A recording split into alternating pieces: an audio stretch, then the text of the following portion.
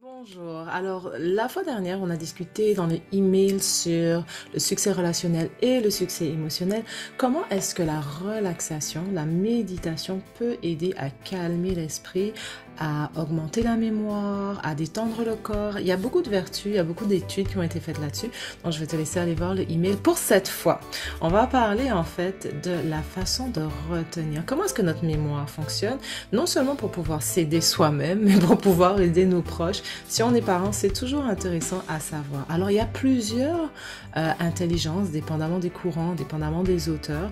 On pourra épiloguer un peu plus là-dessus dans un autre épisode, mais pour aujourd'hui, les trois qu'on va avoir sont pas mal les trois plus connus. Généralement, on dit, est-ce que tu es visuel? Est-ce que tu es auditif? Et parfois, on va parler aussi de kinesthésique. Alors, la grosse différence, en fait, c'est que c'est juste la façon dont notre mémoire va retenir, dont notre corps va percevoir les choses pour pouvoir les emmagasiner. C'est clair que quelqu'un qui est auditif, il va utiliser beaucoup son audition. Et quand c'est souvent deux partenaires ou dans la relation parent-enfant, celui qui est auditif va dire, mais écoute, écoute, parce que lui, c'est par les oreilles qu'il capte l'information et par aussi la voix.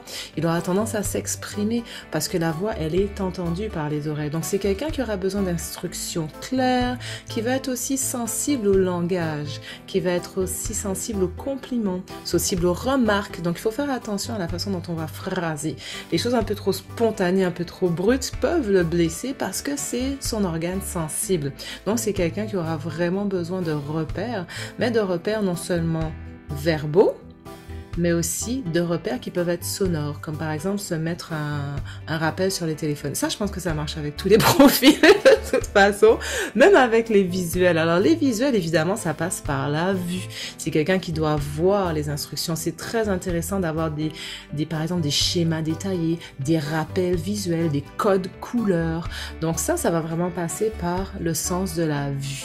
Et une façon de développer les deux chez soi, c'est par exemple quand on apprend une notion, de la dire et de l'écrire en même temps. Une autre chose qu'on peut faire, bon, dépendamment de l'âge et dépendamment de la notion qu'on apprend, c'est à ce moment-là allier le côté kinesthésique. Alors kinesthésique, hein, c'est le toucher, hein, la manipulation. Donc quelqu'un qui apprend et qui est kinesthésique aura besoin de manipuler. C'est pour ça que souvent, quand on parle de mathématiques, de calcul et qu'on associe l'argent, eh ben notre cerveau fonctionne plus vite parce qu'il nous ancre dans la réalité. On manipule de l'argent quasiment tous les jours, hein. Un peu moins maintenant en papier, pièces, mais on fait quand même des calculs assez rapides quand il s'agit des finances. Donc le kinesthésique, il aura besoin de toucher, littéralement. Si c'est des notions, et puis on n'a pas besoin nécessairement de matériel super compliqué. Si c'est pour un enfant, on parle de fractions, par exemple, de demi. Ben, on peut lui parler d'une demi-baguette, d'une demi-pomme, d'une demi-pizza. Pour les cercles, on peut utiliser les pizzas. C'est toujours ramener la notion à quelque chose de concret, à quelque chose qu'on peut manipuler, à quelque chose qui se comprend avec les mains, avec le toucher, qu'on peut écrire, par exemple. On peut retenir en écrivant, mais surtout pour comprendre la notion, il faut qu'elle soit démontrée avec un exemple idéalement tactile, qu'on peut comprendre, qu'on peut manipuler, qu'on peut voir, sentir avec ses doigts. Pas nécessairement le sens, mais avec les doigts. Donc ça, là, c'est les grands profils dont on parle le plus souvent. Il y en a d'autres, mais généralement, dans une salle de classe, et comment est-ce que les choses sont orchestrées autour de nous, dans le milieu scolaire ou à l'extérieur de nous, on va voir beaucoup la sollicitation par les oreilles, hein, les publicités, les bruits qu'on connaît, les jingles. Certains, on va reconnaître certaines jingles. Si je vous dis « ho, ho, ho », on va tout de suite reconnaître que c'est le Père Noël. Si je dis « Alléluia », on va se croire tout de suite dans un environnement un peu plus spirituel. Donc il y a des sons, il y a des sonorités, il y a des timbres qui vont nous rappeler même des émotions. Même chose au niveau du visuel, il y a des couleurs, il y a des paysages qui vont éveiller des choses chez nous.